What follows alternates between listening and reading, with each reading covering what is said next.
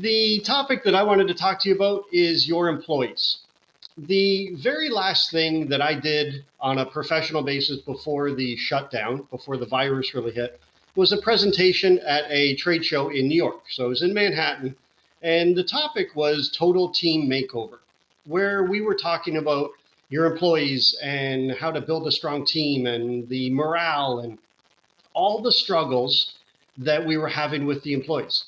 One of the screens that I shared was a 3.4 unemployment rate. Now, specializing in hospitality, that basically tells us that there is no employees for the jobs that we had. When you hit that low with hospitality, you're typically getting the employees that didn't work out at other restaurants and they're coming to you for a job. And because your needs are so great, and they happen to be wearing black shoes and they can start tomorrow, you hire them.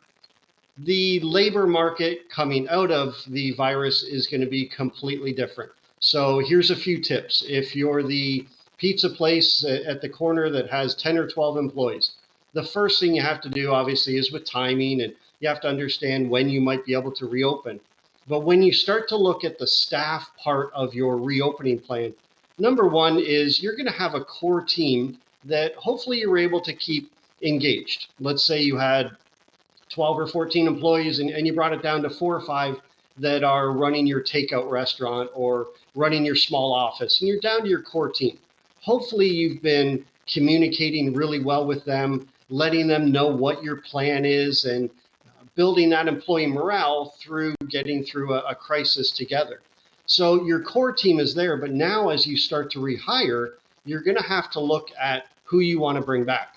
The first piece that I like to do is reach out to the good employees, the ones that you're not quite sure what they might be thinking. You worked well together, but who knows? Maybe they're looking for another job.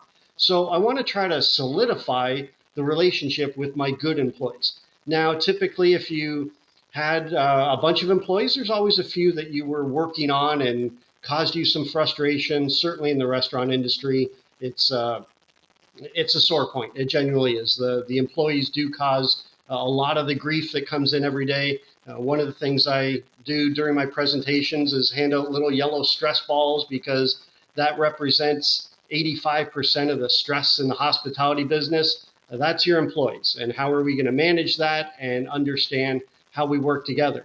So if you've got your real strong core team, then you reach out to your good employees and you start to see what type of team you might have. Now you've got to match that with your positions, right? How many people do you need to bring back?